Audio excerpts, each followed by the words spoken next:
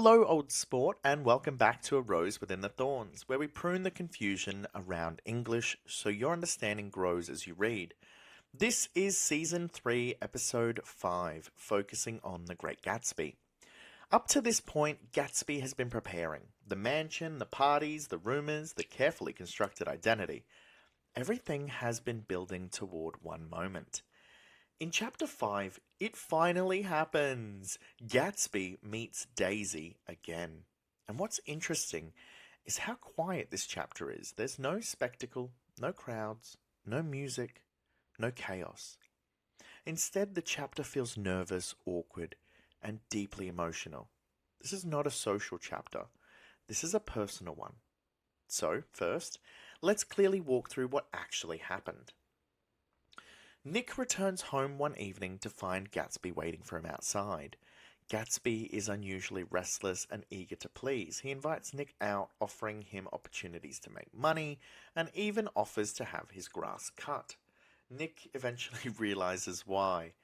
Gatsby wants Nick to invite Daisy to tea, and Nick agrees. On the day of the meeting, it rains heavily. Gatsby sends flowers to Nick's house and arrives early. He's extremely nervous. He checks everything repeatedly and struggles to act calm. When Daisy arrives, Gatsby disappears momentarily and then returns, drenched, from walking outside in the rain. The first conversation is painfully awkward. They barely speak, and Gatsby even knocks over Nick's clock while trying to steady himself. He quietly tells Nick the meeting was a mistake. Nick leaves them alone. When he returns, everything has changed. They are relaxed, smiling, and speaking easily. The rain has stopped.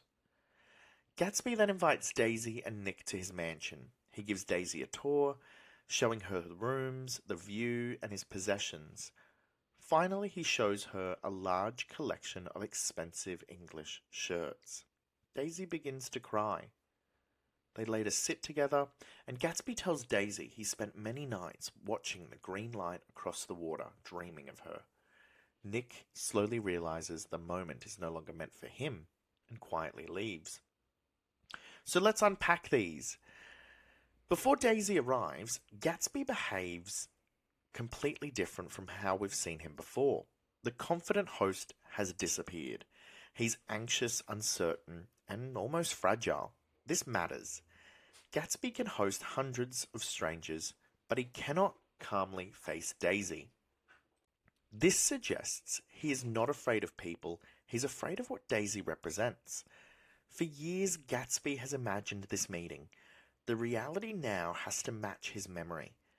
He's not just meeting a person, he's confronting a dream that he's preserved for years.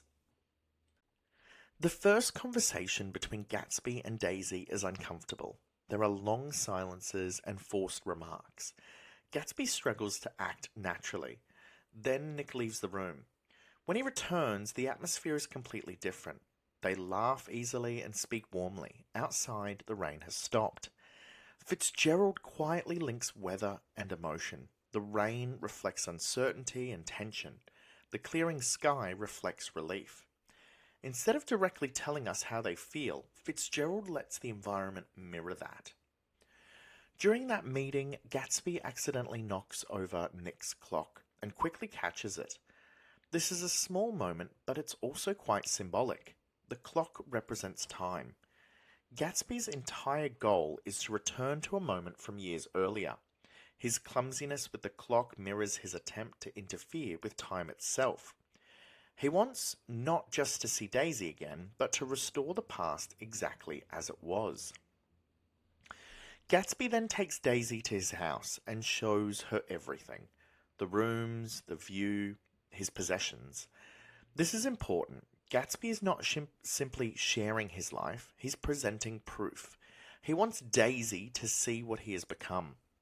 The most famous moment comes when he throws his shirts onto the bed and Daisy begins to cry. She's not crying because of the clothing. She's reacting to what they represent. Time, wealth, and a life that could have been different. Gatsby's built the success he believed he needed in order to deserve her. For Gatsby, The mansion and the possessions are not luxuries, they're evidence. Near the end, Gatsby looks at the green light again. Earlier in the novel, it symbolized longing and hope. Now Gatsby is physically beside Daisy. The light loses its earlier meaning. The dream he once imagined at a distance has entered reality, but reality cannot remain perfect the way imagination can.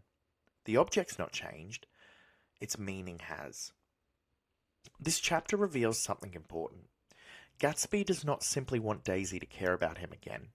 He wants the past to return exactly as it was. Everything he built was not meant to create a new future. It was meant to recreate an old one. This raises a quiet but serious idea in the novel. Memory is selective. It preserves what we want and ignores what has changed. Reality cannot do that. So Nick is playing a crucial role. He's arranging the meeting, he hosts it, and then he removes himself.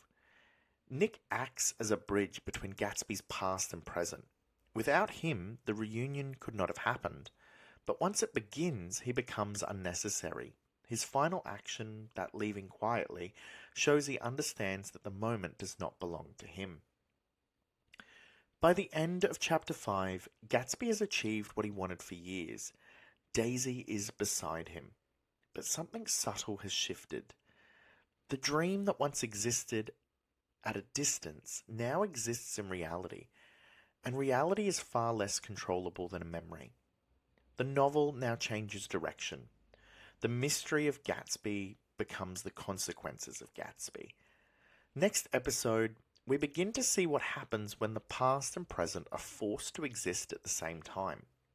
Until then, make sure you read slowly and notice how often the novel contrasts what characters remember with what they experience.